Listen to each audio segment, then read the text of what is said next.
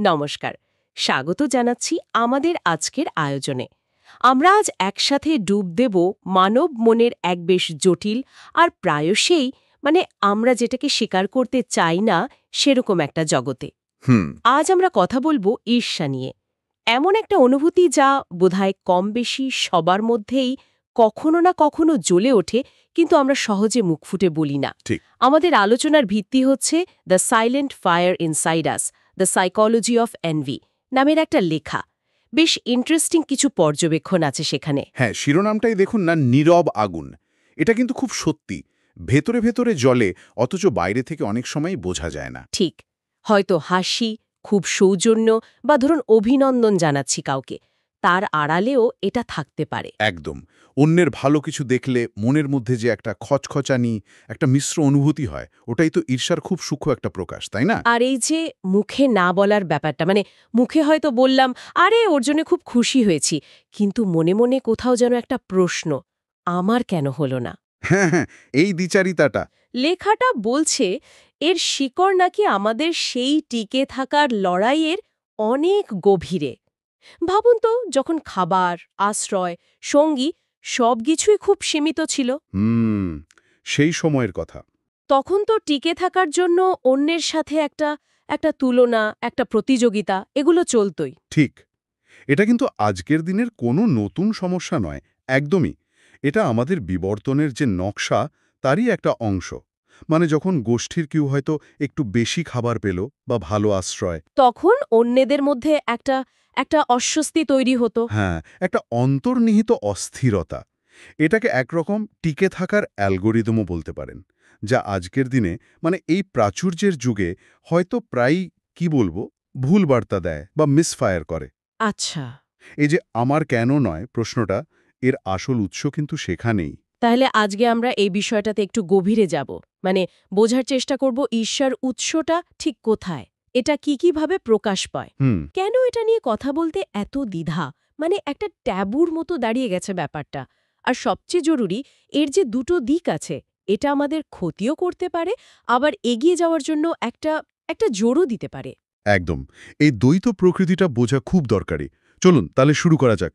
এই রহস্যময় আগুনটাকে একটু নেড়েচেড়ে দেখা যাক। হ্যাঁ। তো বিবর্তনের কথা বলছিলাম, সেই সময়ে সম্পদ, এলাকা বা ধরুন সামাজিক প্রতিষ্ঠা, এগুলোর জন্য প্রতিযোগিতাটা খুব জরুরি ছিল। যে এগিয়ে থাকতো তারই তো টিকে থাকার সুযোগ বাড়ত। হুম। এই যে প্রতিযোগিতার মানসিকতা, এটাই কিন্তু আস্তে আস্তে ঈর্ষার মতো জটিল সামাজিক অনুভূতির জন্ম দিয়েছে। এটা শুধু ব্যক্তিগত অনুভূতি ছিল না, এর একটা সামাজিক কাজও ছিল। মানে কে এগোচ্ছে, কে পিছিয়ে, এই হিসাবটা রাখা। আর সেই পুরনো হিসাব নিকাশ আজও চলছে, তাই না? হয়তো ধরনটা বদলে গেছে। ঠিক। যেমন ভাই বোনের মধ্যে কে বাবা মায়ের বেশি আদর পাবে, বা স্কুলে কে ফার্স্ট হবে, অফিসে হয়তো সহকর্মীর প্রমোশন হলো, হ্যাঁ। তখন মনে একটা কেমন যেন লাগে। বা ধরুন পাশের বাড়ির লোকটা নতুন গাড়ি কিনল, সেটা দেখে নিজের যা আছে তা নিয়ে একটা অসন্তোষ। এগুলার মূলে তো ওই একই তুলনা, তাই না? একদম।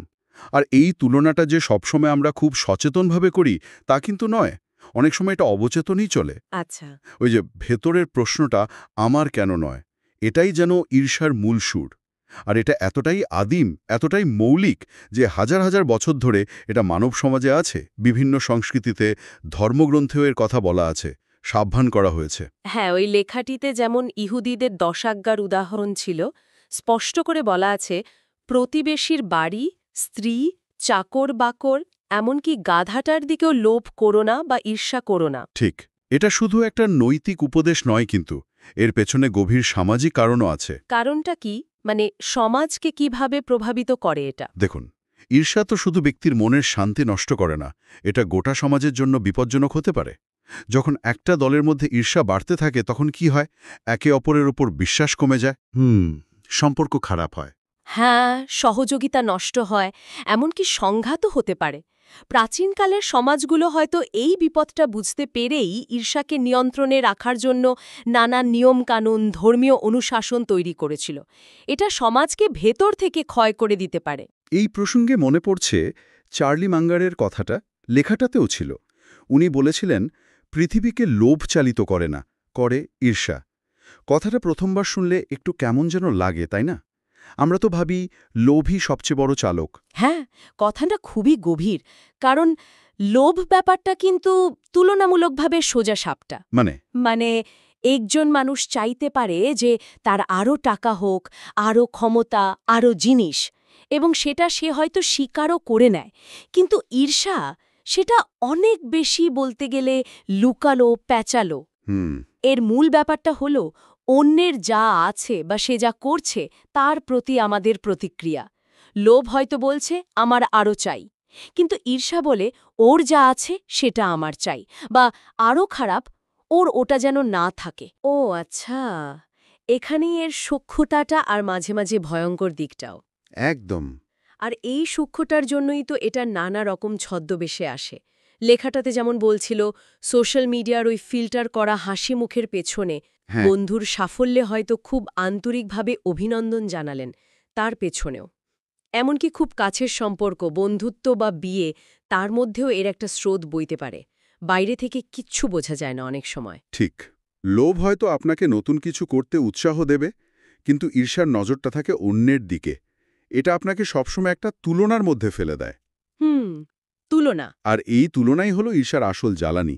এবার এই তুলনাটা দুটো দিক আছে।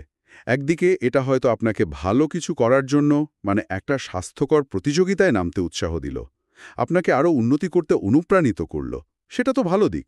অবশ্যই। কিন্তু অন্য দিকটা হলো, এই একই তুলনা কিন্তু সাংঘাতিক মানসিক কষ্ট দিতে পারে, হীনমন্যতা, অসন্তোষ, এমনকি অন্যের ক্ষতি করার ইচ্ছাও জাগাতে পারে। আচ্ছা। এখানেই ঈর্ষার ওই দ্বৈত প্রকৃতি, মানে প্যারাডক্সটা। এটা একই সাথে উন্নতির ইঞ্জিনও হতে পারে, আবার ধ্বংসের কারণও। তার মানে একদিকে এটা আমাদের ঠেলে এগিয়ে নিয়ে যেতে পারে, নতুন কিছু পাওয়ার ইচ্ছে জাগাতে পারে, আবার অন্যদিকে এটা আমাদের একা করে দিতে পারে, অসুখী করতে পারে, এমনকি প্রতিহিংসা পরায়ণও। ঠিক তাই।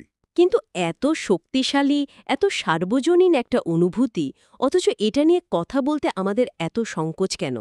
লেখাটা বলছে সাইকোলজির বইপত্রেও নাকি এর আলোচনা কম।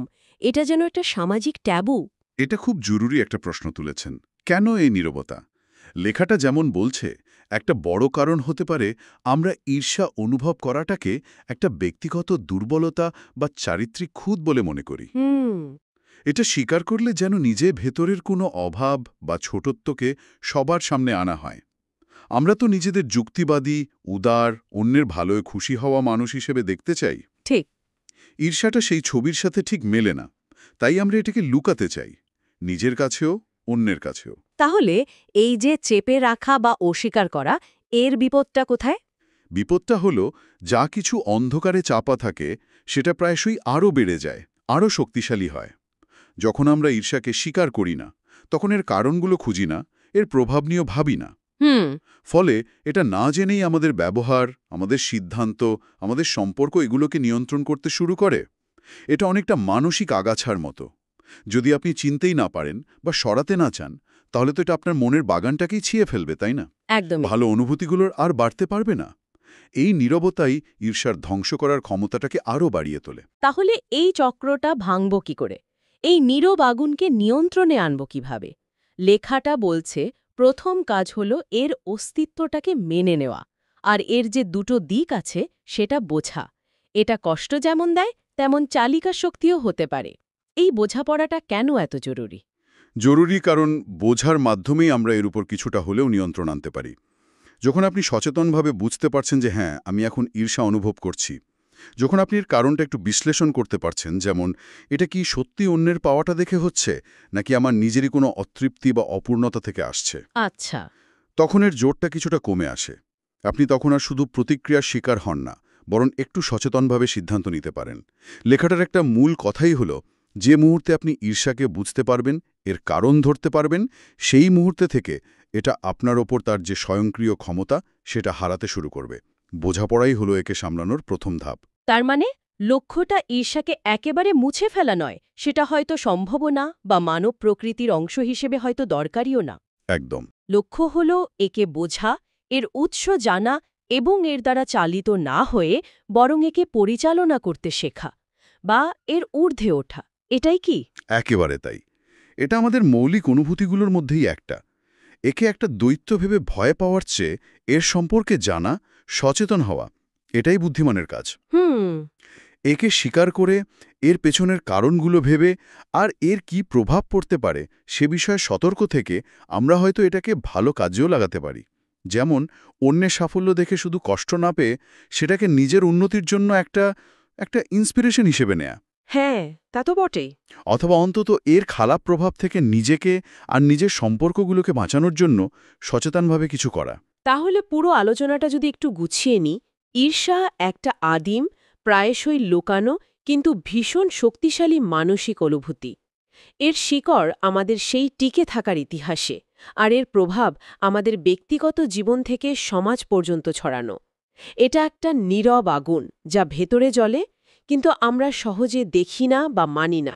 এবং এই আগুনের শক্তিকে ভয় না পেয়ে বা অস্বীকার না করে বরং এর মুখোমুখি হওয়া, একে চেনা এবং বোঝা, এটাই আসল কাজ। সচেতনতাই হলো চাবিকাঠি। ওই লেখাটার শেষের দিকের একটা কথা খুব মনে রাখার মতো, the moment you understand envy, it loses its power over you. মানে যেই মুহূর্তে আপনি ঈর্ষাকে বুঝতে পারবেন, এটি আপনার উপর তার ক্ষমতা হারাবে। ঠিক, এই বোঝাপড়াটাই মুক্তির পথ দেখাতে পারে। সত্যিই তাই। নিজের ভেতরে আর আমাদের চারপাশের মানুষের মধ্যে এর অস্তিত্বটাকে মেনে নেওয়াই হয়তো একে নিয়ন্ত্রণ করার বা এর থেকে বেরোনোর প্রথম আর সবচেয়ে জরুরি ধাপ। এটাকে শেষ করে দেওয়ার চেষ্টা না করে বরং একে জানা, বোঝা আর এর ঊর্ধ্বে ওঠার চেষ্টা, এটাই আসল চ্যালেঞ্জ। একদম। আর এই সচেতনতাটা শুধু নিজের শান্তির জন্য জরুরি নয়, সুস্থ সামাজিক সম্পর্কের জন্য খুব দরকারি। আলোচনাটা শেষ করার আগে একটা ভাবনা মাথায় আসছে, আমাদের উৎসের মূল চিন্তার সাথেই যুক্ত। ঈর্ষা তো প্রায়ই আসে তুলনা থেকে, তাই না? বিশেষ করে যখন আমরা অন্যের প্রাপ্তি বা ফলাফলের সাথে নিজের প্রাপ্তির তুলনা করি, মানে তার কি আছে আর আমার কি নেই। ফলাফলের তুলনা, ঠিক। আচ্ছা, যদি আমরা এই তুলনার ফোকাসটা একটু পাল্টে দিই, যদি ফলাফলের বদলে চেষ্টা মানে এফর্ট বা ব্যক্তিগত অগ্রগতির যে পথ মানে জার্নি, সেটার দিকে মন দিই। Interesting point. মানে অন্যের রেজাল্টের সাথে নিজের রেজাল্টের তুলনা না করে যদি আমি দেখি আমি নিজে গতকালের চেয়ে আজকে কতটা চেষ্টা করলাম বা আমি নিজে কতটা এগোলাম আমার পথে, তাহলে কি ঈর্ষার অনুভূতিটা একটু অন্যরকম হতে পারে, একটু কম কষ্টদায়ক? এটা একটা দারুণ প্রশ্ন কিন্তু, আর খুব প্রাসঙ্গিক, ভাবনার মতো বিষয়। কারণ ফলাফলে তুলনা করলে কি হয়, অনেক সময় এমন জিনিসের সাথে তুলনা হয় যা আমাদের হাতে নেই। ঠিক, ভাগ্য, সুযোগ, অনেক কিছু। হ্যাঁ, আর তাতে আমরা হতাশ হই, নিজেদের ক্ষমতাহীন মনে হয়। কিন্তু চেষ্টা বা নিজের উন্নতির যে পথ, সেটা তো অনেকটাই আমাদের নিজেদের হাতে। মুক্তিটাকে পুরোপুরি শেষ করে দেবে না, কিন্তু তাকে হয়তো একটা স্বাস্থ্যকর দিকে, মানে নিজের সাথে নিজের প্রতিযোগিতা বা আত্ম-উন্নতির দিকে চালিত করতে সাহায্য করতে পারে। এটা অবশ্যই ঈর্ষাকে সামলানোর একটা ভালো রাস্তা হতে পারে। এই প্রশ্নটা আর এই সম্ভাবনার ভাবনাটা, এটা নিয়েই না হয় আজকের মতো আমরা শেষ করি। আশা করি ঈর্ষার এই জটিল আর প্রায়শই আড়ালে থাকা মনস্তত্ত্ব নিয়ে আমাদের আজকের এই আলোচনা আপনাদের নিজেদের অনুভূতিগুলোকে একটু অন্যভাবে দেখতে সাহায্য করবে আর কিছু ভাবনার খোরাক দেবে। নিশ্চয়ই। শোনার জন্য অনেক ধন্যবাদ।